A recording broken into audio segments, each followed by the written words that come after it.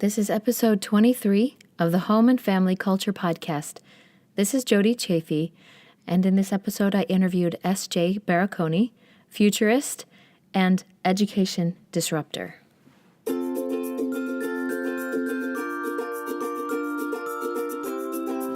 Welcome to the Home and Family Culture Podcast, where I discuss how families can discover and design their collective vision, values, beliefs, and traditions that influence their family culture. The purpose of my podcast is to interview experts who can offer tips and tools to aid families in the process of developing their family culture, and also successful individuals whose success was influenced by their family culture. For more information or to subscribe, go to homeandfamilyculture.com, or you can find me on Instagram, Facebook, and Pinterest at Family Culture Podcast, and on Twitter at _Family Culture. You can tune in on my site or on the variety of podcast broadcasting apps like iTunes, Stitcher, TuneIn Radio, and even on YouTube. Just search Home and Family Culture with the ampersand between home and family culture. Please remember to like, comment, share, and rate on whatever medium you choose. I would love to hear from you.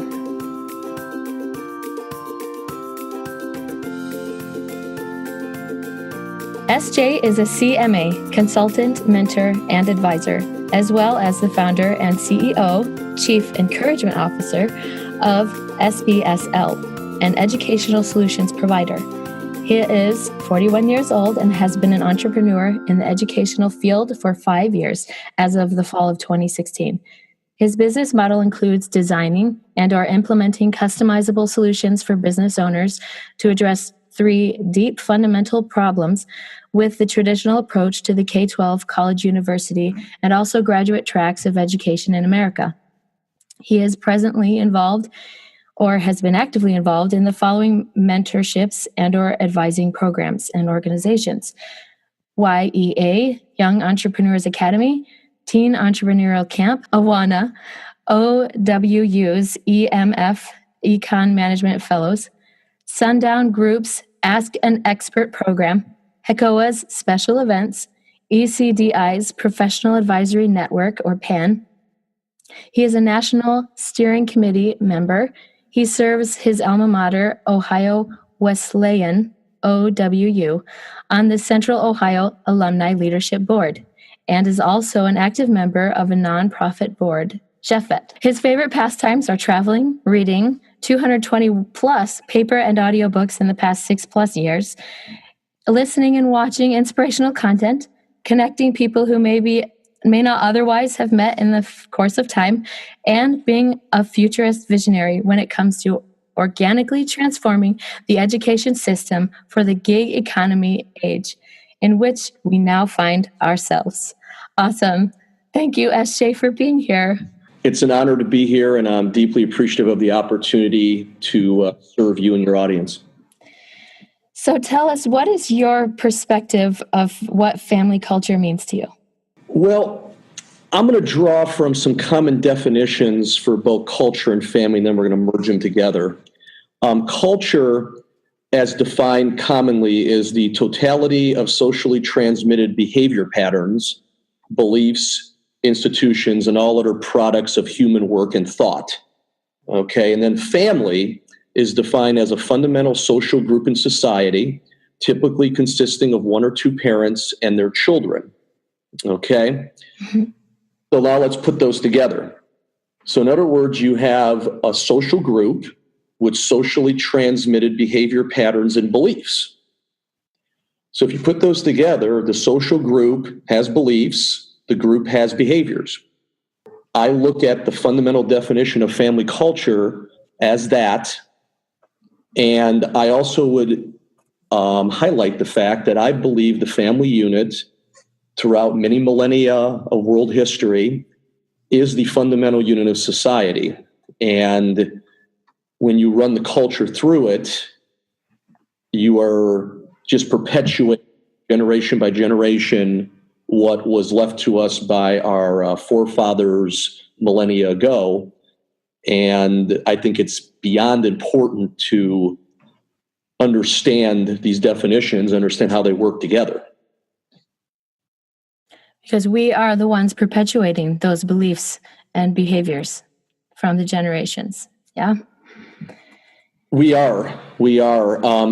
And I'm going to pull from a gentleman who has now passed, and this quote was mostly for a business audience, but I think you can paraphrase it and retrofit it for a family audience, is Peter Drucker.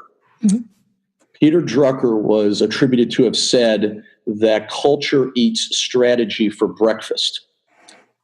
So think about it. What is strategy in a family unit? Strategy could mean multiple things. You're strategizing to get out of debt. You're strategizing for an upcoming move to a different city or state.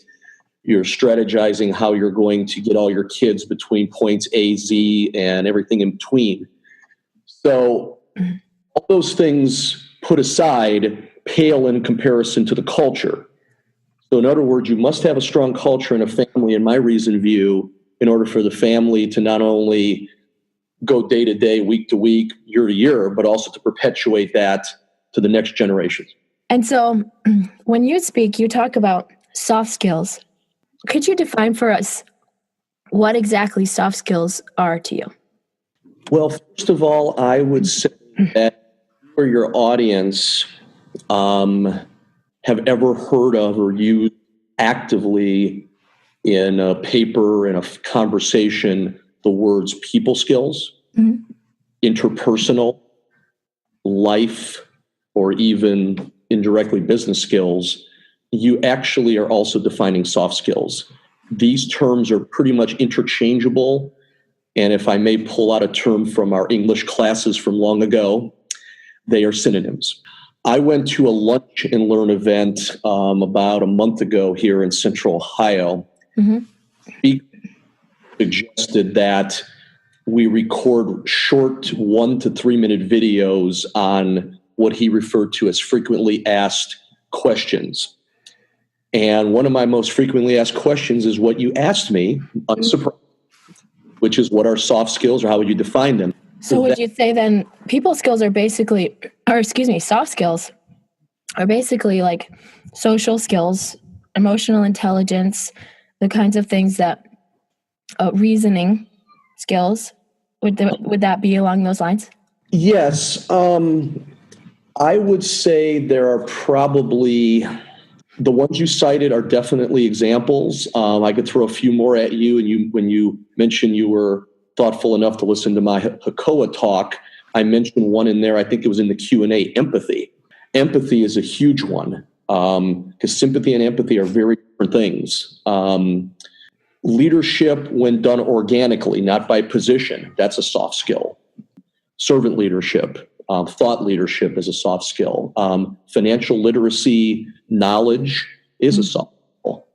Character, attitude, the ability to dream and have visions, conflict resolution. These are all examples of social, people, soft, interpersonal skills. Fascinating. So it's okay if our kids are daydreaming sometimes. Absolutely. In fact, since I would suspect that most of your audience are parents or grandparents, probably, one little thing I'll throw out there, since one of my services I offer is mentorship, is please be sure that you do not pour water on your kids' dreams, okay? There's an old line that says, pour gas on the dreams and water on the drama. Mm-hmm. So in other words, dreaming and visioneering is definitely a soft skill, and we need to encourage that. So if they say, I want to be an astronaut, a fireman, and a police officer, you should say, great, how can I help you get there? Not, oh, that's not possible.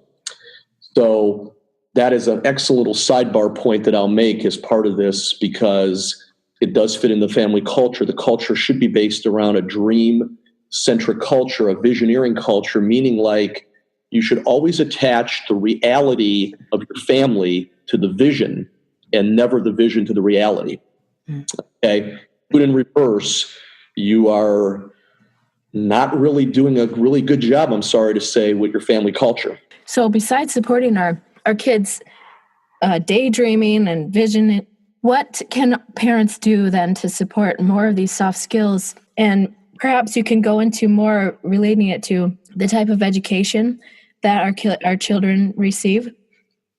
I came up with 7 different tips or approaches, however you like to phrase it. I guess the word tips is probably better for implementation. Number 1, and these are in no particular order, is use what is called a drip approach. In the marketing space in business, they talk about drip campaigns, where you reach out to your and you give information to them. Okay, we need to do the same thing when it comes. We need to do the same thing when it comes to soft skills. Is we need to do it in small doses. It needs to be consistent, and it needs to be over an adult time frame. An adult time frame, I would say, is a minimum of 6 months, ideally longer. For example, the average pregnancy, 9 months? So you should be able to do a drip approach to soft skills implementation in a family culture at least as long as a pregnancy. So when I say 6 months, I'm actually being a little bit generous on how fast you can transform things, because transformation is a bottom-up approach, and you need to give time for that. You need to water it over a period of time. Number 2 is you need to keep a scorecard. Anything that you're implementing has to be scored. It has to be tracked. Now, I'm not talking about a massive spreadsheet or database here. I'm just saying, use your refrigerator, put up a dry erase board, or put up a cork board. Use the refrigerator, use the walls in your bathroom, the mirrors in your bathroom.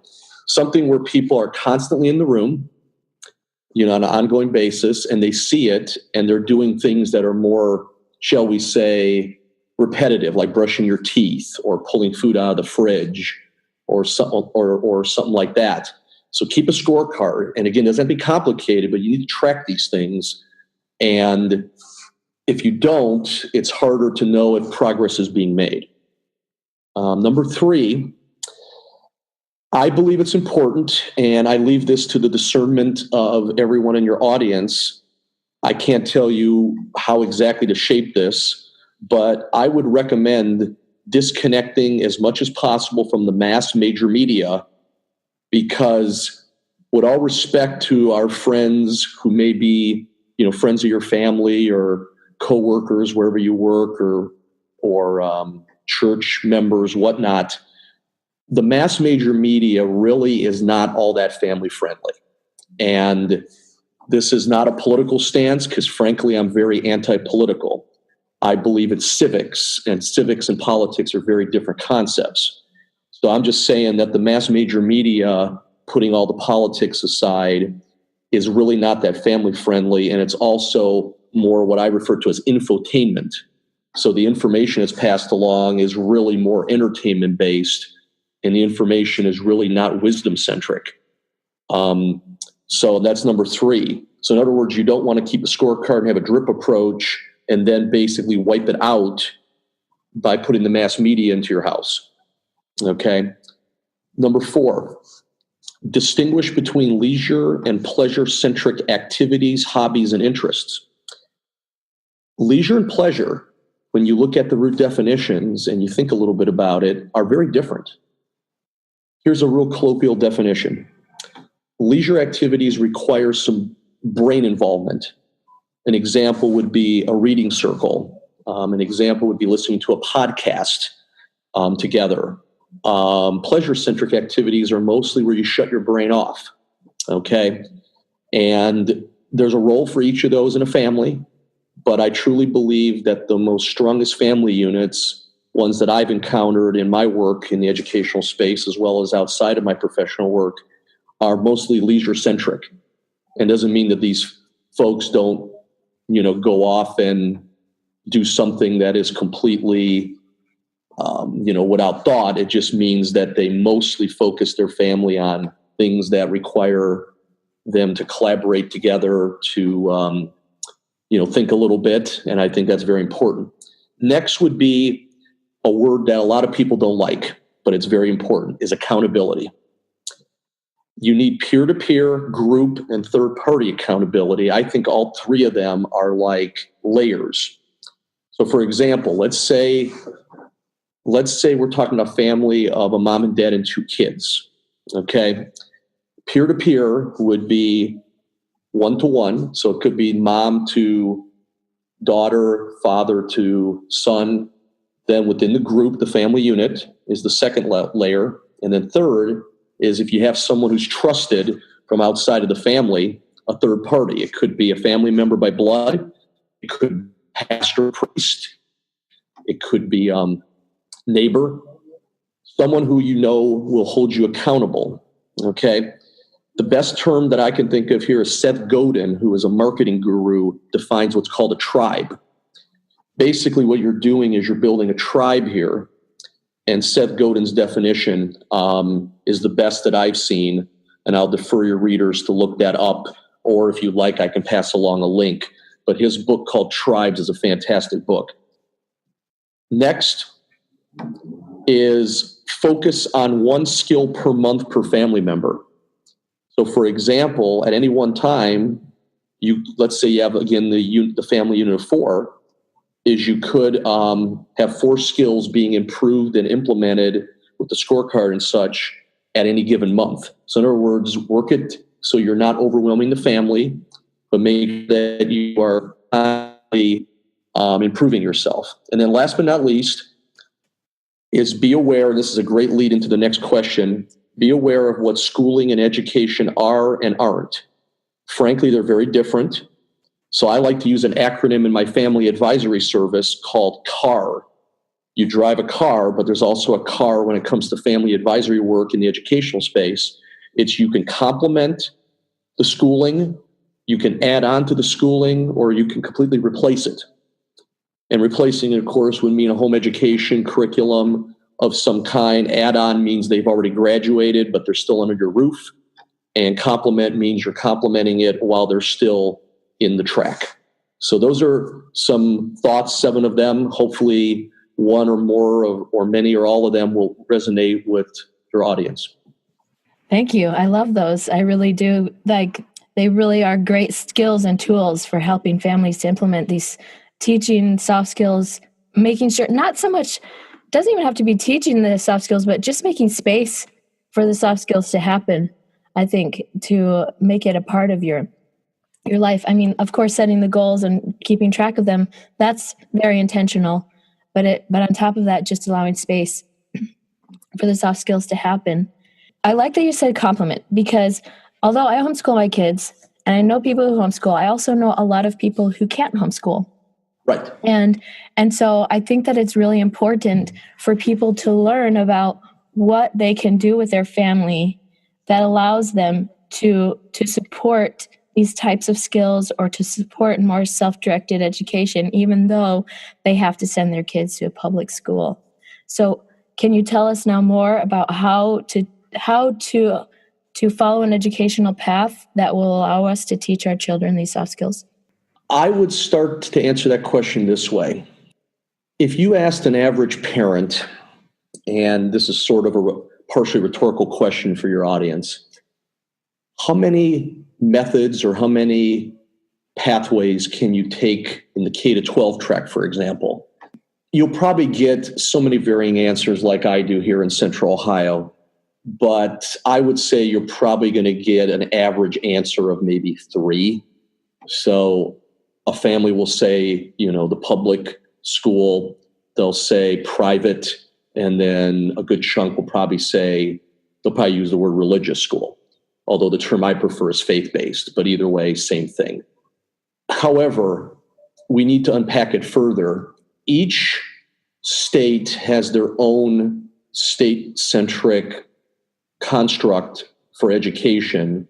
And due to the compulsory schooling statutes that are in place in all 50 states, to my research, the last compulsory schooling statute was put in around the time of the last states that were granted entry into the unions. This is back in the 50s with Alaska and Hawaii. So since all 50 states have compulsory schooling statutes, That means that, and I use this term very generically, this is not a political statement, the state, meaning the apparatus known as the executive branch, the legislative branch, judicial branch, and the civil service, each state has its own pathways. So for example, and I know I'm only speaking to a percentage of your audience, I don't know what percentage. In Ohio, I have counted 18 different ways that you can educate K to 12. Okay?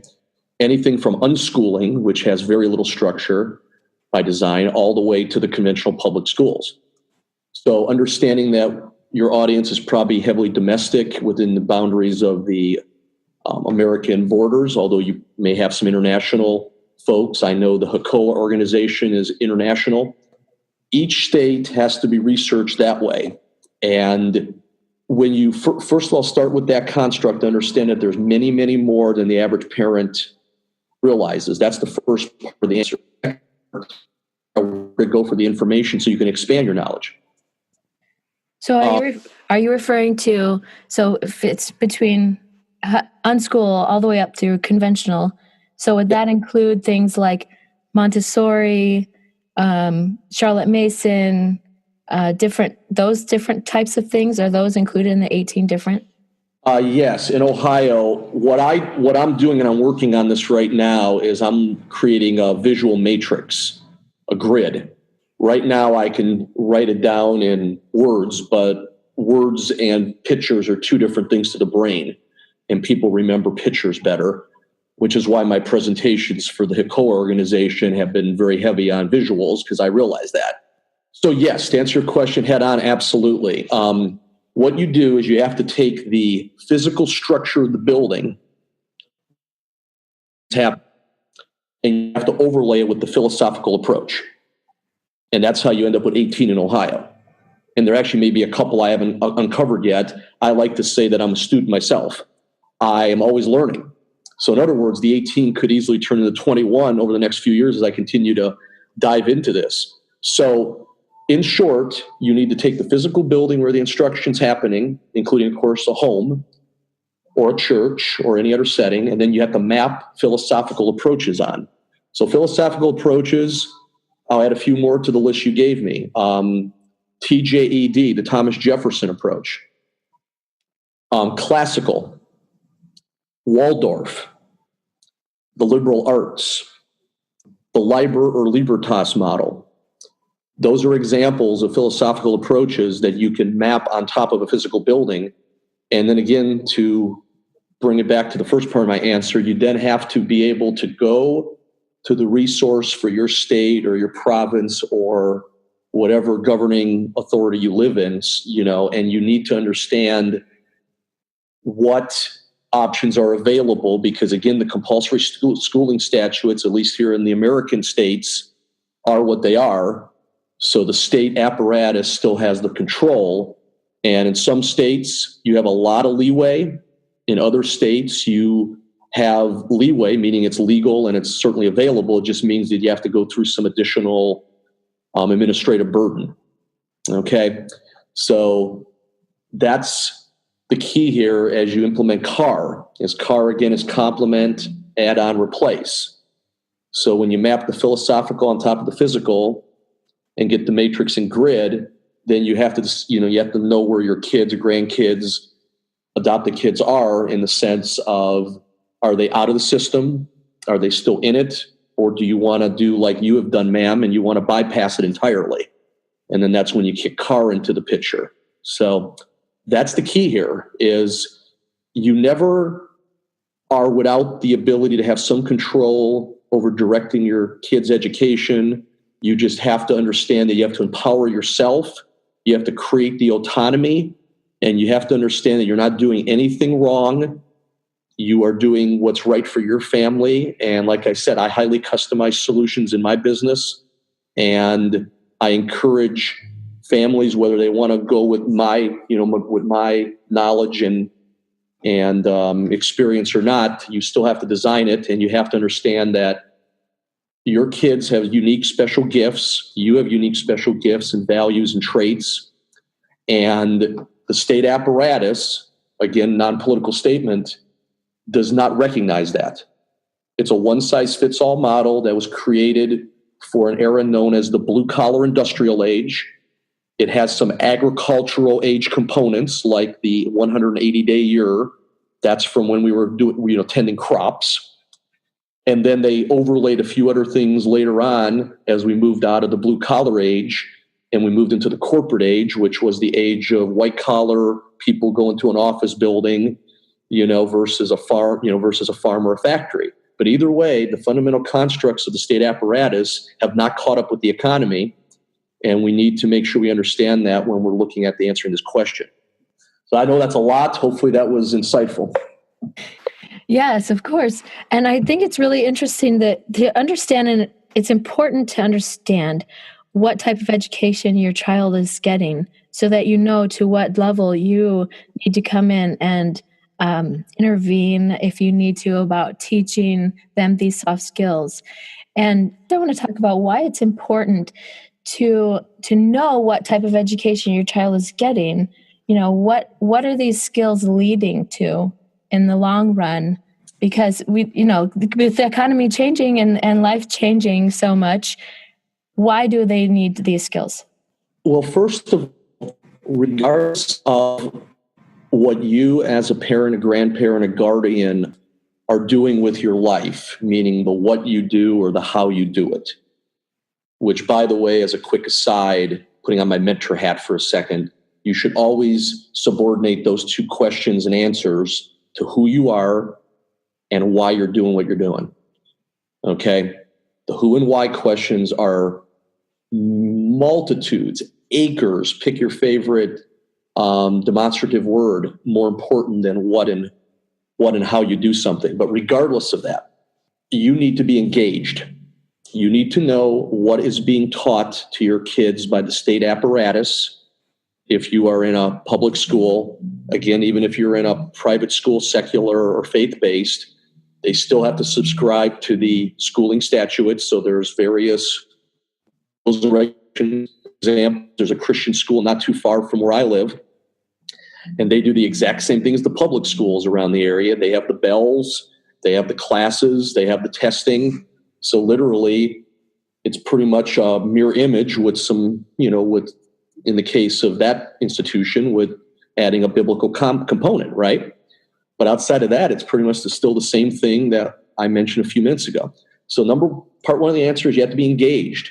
You cannot make excuses saying I'm too busy, I'm traveling too much. You need to have accountability. Your kids deserve all of you, and you need to know what they're being taught, because a lot of the curriculum that's coming top down is not at all focusing on these skills. Okay, you will find out of every 10 schools, regardless of the type of physical building and the type of philosophy, you will find probably one or two out of every 10 buildings nationwide and even worldwide that will teach some of these skills either on an occasional basis or maybe even more regularly. Like, for example, there's a charter school, a community school here in my area that actually has built their whole curriculum around life skills. So it's not out of the question. It just means that you have to be very aware and conscious of what's going on, not only in the curriculum, but also other options that you can transition into. Okay. Now, the second part of the question, as I understood it, was the being prepared for the economic winds and the changes. Is that correct? Yeah. Well, I want to emphasize that the purpose is that we want our kids to have these soft skills, and we need these soft skills basically so that we can be adaptable. Would you say? Correct. Adaptability in the modern world is critically important. There is a professor, and I think he's since retired. I'm not even sure off the top of my head if he's alive. I apologize. I didn't get a chance to check this. Noel Tichy, and it's spelled Tichy. He created a construct that I believe in and it's called the cycle of leadership, as I recall. And basically, you need to imagine, if you will, for your audience, if you close your eyes for a minute, or you have a especially vivid imagination, you can keep your eyes open, or even go to a whiteboard if you have one. Draw 3 circles. The inner circle is your the inner circle is your comfort zone, your familiar zone. The middle circle is a learning zone. And then the far outer circle is the panic zone. So bottom line is you need to be adaptable, and adaptable in my mind, using Tichy's diagram here, is being in your learning zone at all times. If you're in that comfort familiar zone, not a good idea long term.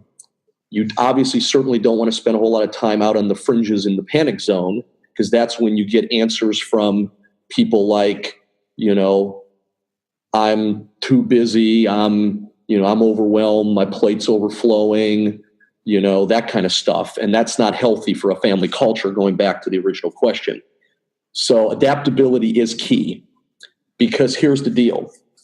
Based on a 2015 article that I came upon in a publication called Trends Journal stated that by 2020, this gentleman is a futurist. He believes that the vast majority of education by 2020 will be in bite-sized chunks of learning. So in other words, that's where we're going. Then you have this digital-based economy. And in my bio, you read, I purposely put that in there, you have the gig economy. And that's a whole other definition. I did a separate talk on that for HECOA in the past. But you have the gig economy, you have a digital era of economy overlaying on top of each other. And bottom line is then you have this conventional system. You have this conventional system that is simply not working that well because it's stuck in the past. Yeah, I was going to say it's outdated. It's not keeping up with the changes that are happening in our society, in our economy, and our culture. Exactly, because you have a component in this old system from the agricultural age, like I stated, from the first industrial age, and then the second industrial age. So all three of these ages are pretty much all gone. Okay, there are still elements of them still alive. You still see a few factories out there. Okay, you still see some. You obviously see a lot of office buildings. Trust me, they're still there. And of course, there's still some farms. But what I'm saying, generally speaking, is the age where that predominated for all three of those is over.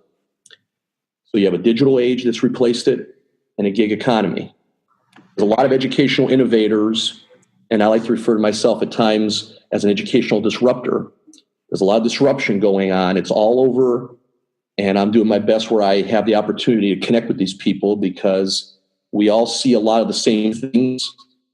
A matter of where possible collaboration, it's, communication and serving one another and serving the greater whole of society, because society needs to keep up here culturally, as well as economically, as well as, even mentally and such, and, numerous other layers, because if we don't, our nations, specifically I'll speak of America, but our nations will be far worse than they could be. Will literally have put a cement cinder block on the ability of our boat to sail forward.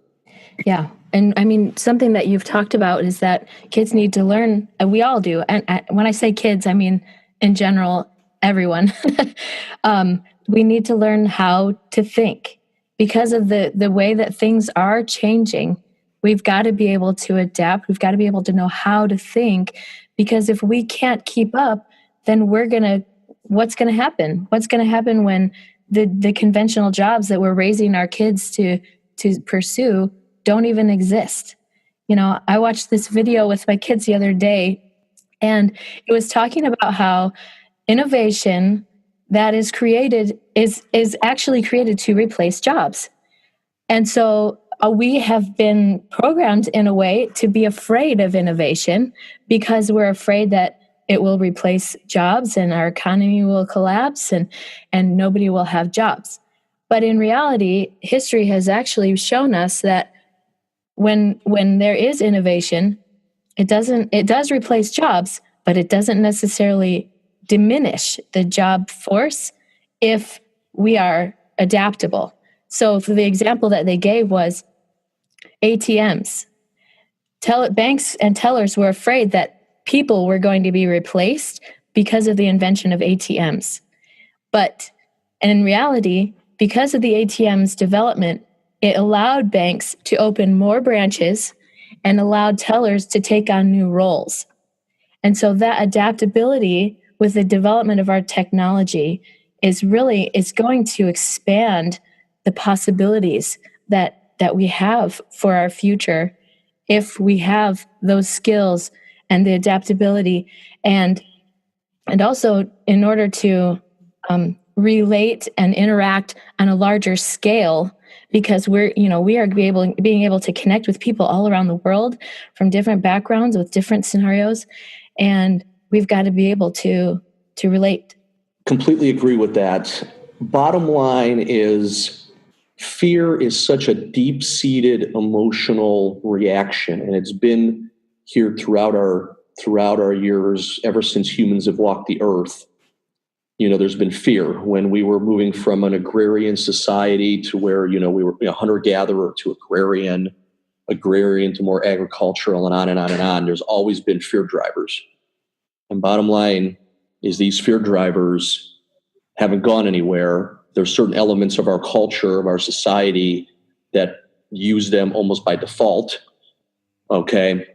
And then there's also some that just adopt them because it's a deep-seated habit, and then you need to unwind it. You need to unlearn it. Alvin Toffler wrote a book years ago called, I think it was called Future Shock, if I remember right. And you have to basically, one of the most important things you can do is unlearn things that are not productive. And unfortunately, if you are following the complement of the CAR acronym, or the add-on, is you literally, along the way, you're having to do a lot of unlearning as well as or new learning. And this economy we're in is nothing to fear. On the back of my new business card, I actually have that I'm a part futurist, part early adopter. And I am tracking 5 major trends, and then there's also a second 5 as well. So I think I've counted right, there's 10 trends that are huge. And the conventional approach to education, it all tracks. What do you mean by the 10 trends? I mean that these trends are very deep-seated change. And if we take what Arnold Toynbee taught us centuries ago, there's a model of history called challenge and response. Throughout history, we've done that, especially in the nations that are advanced and that have lasted through time. You could think of the Roman Empire. The Roman Republic was an example. The Greek city-states. For a while, the British Empire. Each of these, and of course now the American experience, the American experiment in representative constitutional Republican government. So bottom line is, each of these has had challenge and response. There have been challenges that we faced, and we just need to have a response for them.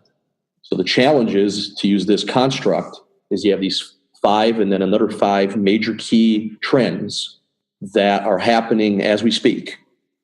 Question is can we respond? Because bottom line is, you can either be a problem identifier, you can be a problem amplifier, or you can be a solution provider. And the response model says you have to have solutions. Can you tell us about any other books that you like to recommend to help guide in these innovative thinking, adaptability, thinking in your teaching zone, those kinds of books?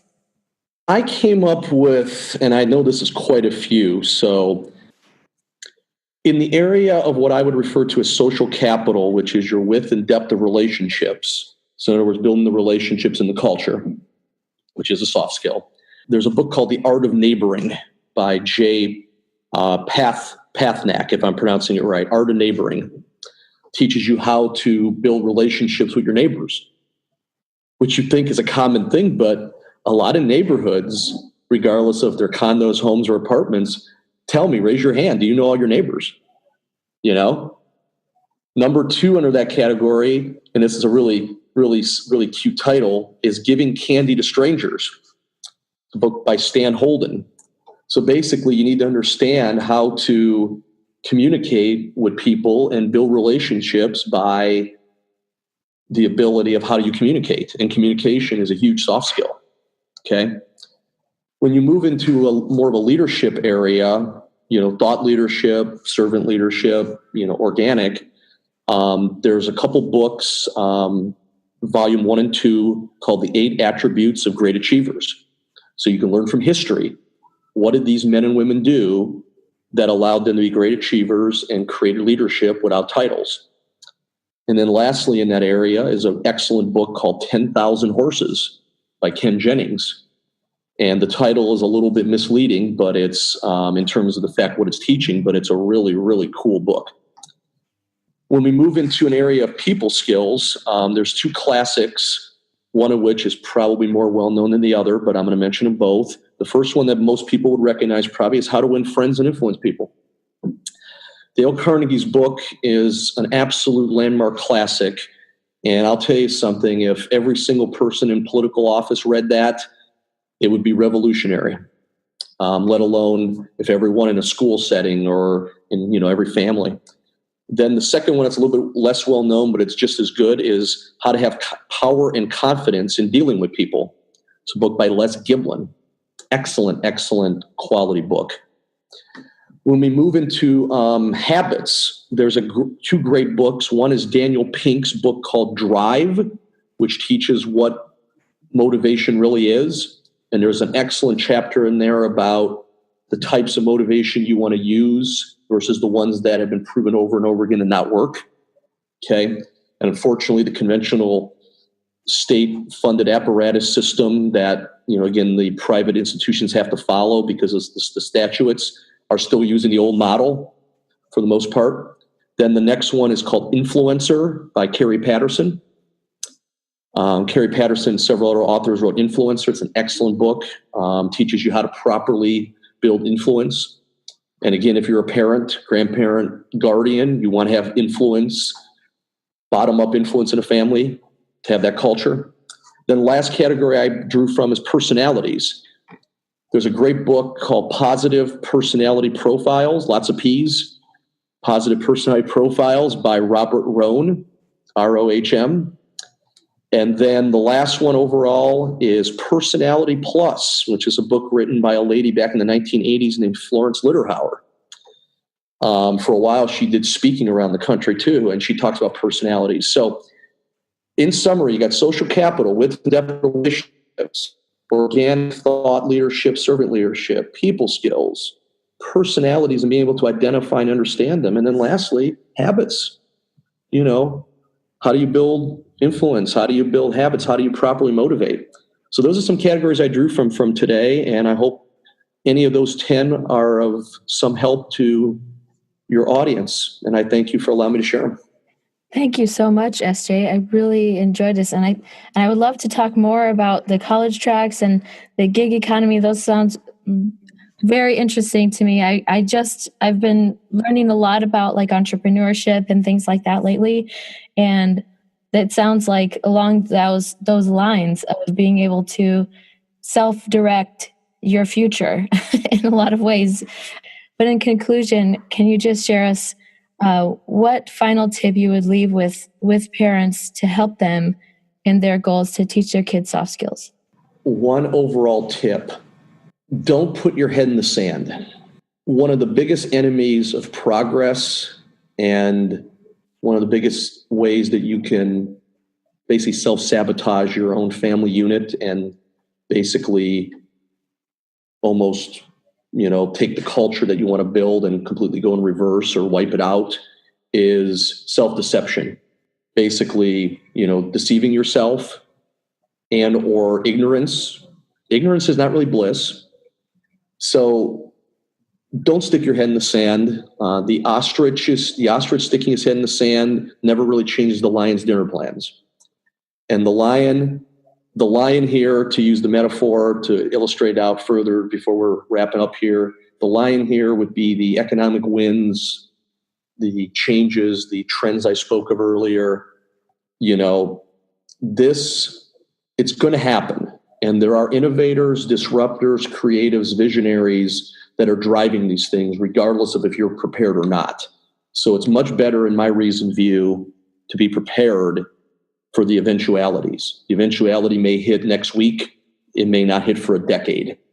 But if you're not prepared, you are worse for wear, and your family unit will definitely be impacted and not in a good way. Thank you. That's a really awesome point. I've been doing these interviews with people who are talking about innovation, talking about the progress of the internet and things like that, and it's mind-blowing. And we hear about, like, I keep seeing all these headlines about Bitcoin and things like that. That's one of the 10, by the way. Yeah, I believe it because that I don't know anything about it yet, but that's something that I know is going to change and revolutionize the economy and the way that we do things. And so I imagine that all of those things are going to be so crucial to prepare ourselves for. So thank you for your work, for what you're doing to help people to learn about these things and be prepared for them. And tell us, SJ, where we can find you. Certainly. You can look for the main website. It would be servicebeforeselfleadership.com. That's all smushed together.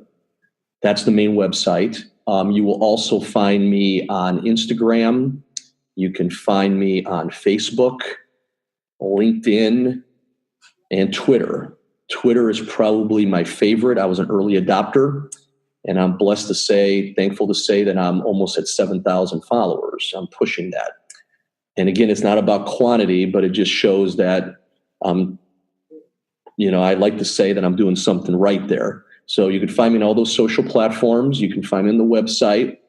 And through the website, you can reach me, which, will send me an email. There's also a phone number out there which can get to me. And I'd be more than happy to speak with any in your audience with no obligation. I'd be happy to set up time to talk with people, because you know what?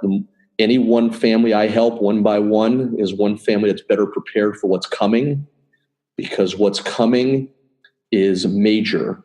Okay, we've talked about trends in the world over the years, things like the ATMs. So Blockbuster didn't survive Netflix. I can go on and on. So bottom line is that's where we are. That's where we sit. So any of those places you can find me, and it'd be my pleasure and honor to serve as many as I can. And again, no obligation. So thank you so much for allowing me to share that. Yes, thank you so much, SJ. That was so interesting. I'm not really a futurist, but I would love to be. I think that it would be so important to understand the trends and things that he was talking about, to know what's coming, what to be prepared for, why we need to have soft skills so that we can be adaptable. And I'm sure that those are the types of things and the mentoring that SJ offers on his website. You can go check out the link to his website and my show notes at homeandfamilyculture.com. And also links to all the books that we talked about. He really recommended a lot of great books. So go and check those out at my website, homeandfamilyculture.com. Thank you so much for listening. You can find me on Facebook and on Pinterest and on Instagram at Family Culture Podcast, and on Twitter at _Family Culture. Thank you for your support. Thank you for listening. Please comment and like and share and all those wonderful things. I really appreciate your support and listening to my podcast and thinking about ways that we can be more intentional about our family culture. Thank you for joining me on my journey of learning how I can go from default to design in my family culture and in my life. This has basically become my personal mission, my family mission, to learn how to be more intentional, more committed, more dedicated to designing our life and our future.